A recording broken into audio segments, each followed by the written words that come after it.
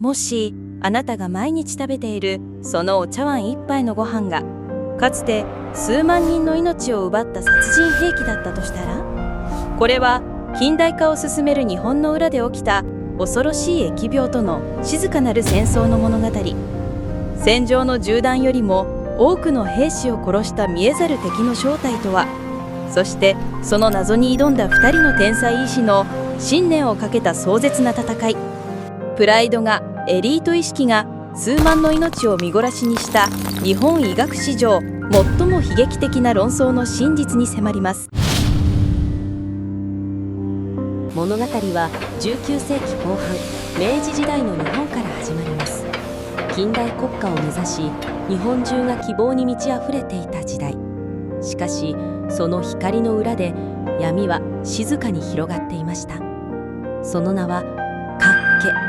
体が衰弱し、心臓が侵され、死に至る謎の病。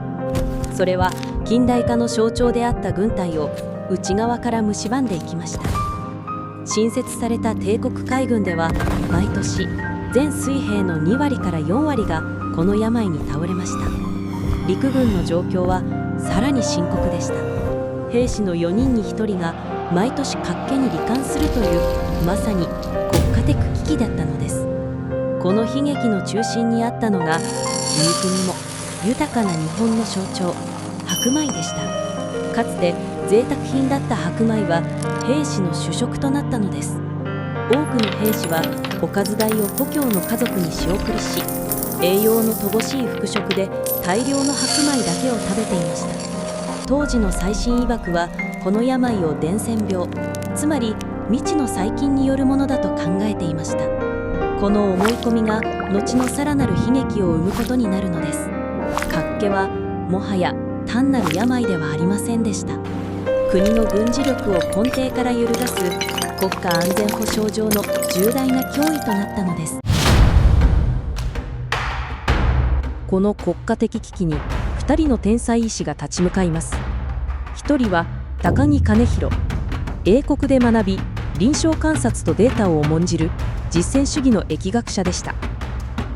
彼は完璧な理論がなくとも目の前の患者と集団のデータにこそ真実があると信じていました。病人そのものを見ることを信条としていたのです。もう一人は森鴎外。後の文豪としても知られるエリートです。彼はドイツで当時最先端の細菌学を学びました。彼にとって科学とは実験室で病原菌を特定すること。データだけでは不十分で、原因となる菌が見つからない限りそれは迷信に過ぎないと考えていました。高木の信じる英国流の経験主義と鴎外の信じるドイツ流の実験室科学、この2つの異なる科学間の対立は運命づけられていました。海軍軍医であった高木は単純な事実に気づきます。パンや肉を食べる英国水兵は脚気にならず、多様な食事をとる日本の高級士官もほとんど罹患しない。ここから彼は大胆な仮説を立てます。脚気は伝染病ではなく、食事の栄養バランスの偏り、特にタンパク質の不足が原因ではないかと。しかし医学界のエリートたちはこの理論を一生に付します。栄養の欠乏が病気を起こすなど非科学的だ。脚気がぬかで治るなら馬の小便でも治ると。さらに1885年、東京大学の博士が脚気菌を発見したと発表しました。これは後に間違いと判明しますが、当時は鴎外なの細菌説を強力に後押ししました。理論を嘲笑われ権威に否定される中、高木は決意します。言葉ではなく誰もが認めざるを得ない事実で証明してみせると。その舞台となったのが日本の公衆衛生の歴史を変えることになる2隻の軍艦を用いた壮大な実験でした。きっかけは練習艦龍城の悲劇。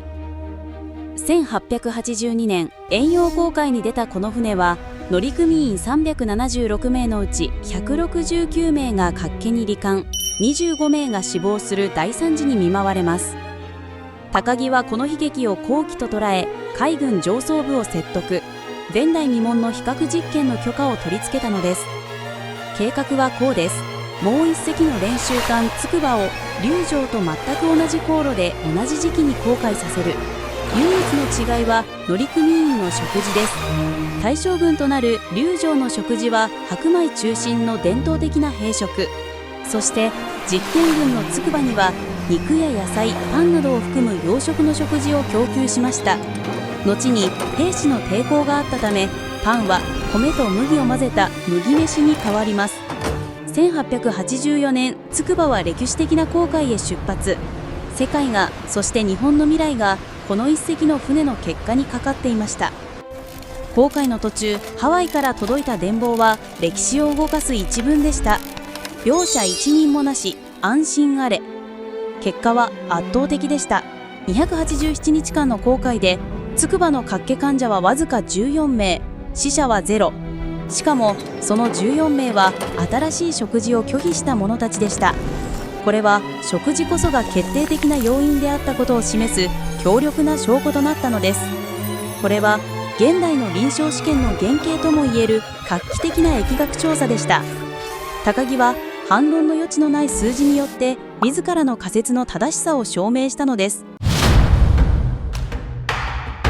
この圧倒的な証拠に対し、海軍と陸軍は全く異なる道を選びます。一方は命を救う改革を、もう一方は悲劇的なドグマを選びました。海軍は直ちに高木の食事改革を全面的に採用。麦飯が標準となり、脚気は海軍から事実上根絶されたのです。栄養価が高く、麦飯と食べやすいように工夫された海軍カレーが誕生したのもこの頃。科学的知見を現場に浸透させる見事な工夫でした。一方、森鴎外率いる陸軍はこの結果を断固として認めませんでした。彼らは主張します。これは単なる相関関係だ。つくばの航海では偶然脚気菌が存在しなかっただけだと。鴎外は統計だけでは因果関係は証明できないと海軍の実験を非科学的だと断じました。その根底にあったのは科学的な議論だけではありません。陸海軍の対立、そして優れたドイツ医学を信奉する陸軍エリートの強烈なプライドでした。英国流のたかが海軍軍医に自分たちの誤りを指摘されることなど彼らには耐えられなかったのです。そして陸軍は兵士に1日6合約 900g もの白米を支給し続けるという破滅的な方針を維持したのです。陸軍がドグマに固執した代償はあまりにも高くつきました。その悲劇が現実となったのが日清戦争です。この戦争で陸軍の脚気患者は4万人以上、死者は4000人を超えました。これは戦闘による死者数を4倍以上も上回る異常な数字でした。陸軍の公式記録でさえ古今東西の戦役記録中ほとんど類例を見ないとその惨状を記しています。一方、麦飯を食べていた海軍では脚気の死者はゼロでした。あまりにも残酷なコントラストです。しかし悲劇は繰り返されます。10年後の日露戦争、陸軍は依然として白米に固執していました。この戦争での陸軍の脚気患者は推定20万人以上、そして脚気による死者は2万7800人。これはあの旅順の激戦を含む全戦闘での死者数のおよそ6割に達する数でした。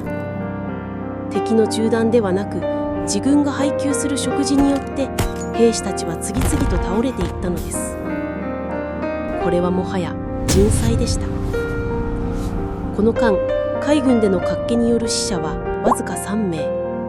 この数字が陸軍指導部の判断がもたらした計り知れない人的コストを物語っています。なぜ天才森鴎外はこれほどの悲劇を止められなかったのか。彼の過ちは自らが信奉する科学への絶対的な信頼にありました。彼はすべての病には単一の病原体が必ず存在するという当時の最新理論に固執しました。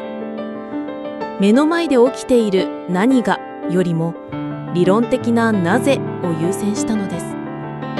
間違った仮説を受け入れる第一種の過誤を恐れるあまり、彼は人々の命を救う真の仮説を拒絶する第二種の過誤というはるかに致命的な過ちを犯しました。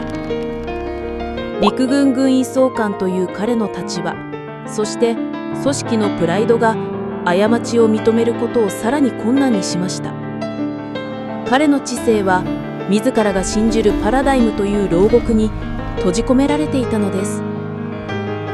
長きにわたる論争に最終的な決着をつけたのは一人の日本人科学者でした。1910年、鈴木梅太郎が米ぬかから活気を直す有効成分の分離に成功します。彼はそれを稲の学名にちなんでオリザニンと名付けました。これこそが後に世界がビタミン B1 として知ることになる物質でした。鈴木の発見は失われていた勘でした。高木の観察に鴎外が求めた科学的なメカニズムを与えたのです。経験と実験がついに一つの真実のもとに統合されました。その功績により高木兼弘は後に男爵の位を授けられ、人々から敬意を込めて麦飯男爵と呼ばれました。彼は日本の公衆衛生の父として歴史にその名を刻んでいます。この脚気戦争の物語は、科学とは何か、そして組織や人間が陥りやすい過ちについて時代を超えた教訓を私たちに与えてくれます。それはどんなに洗練された理論よりも目の前にある観察可能な事実が時に重要であること、そして組織のプライドや知的な傲慢さがいかに甚大な悲劇をもたらすかという痛烈な警告なのです。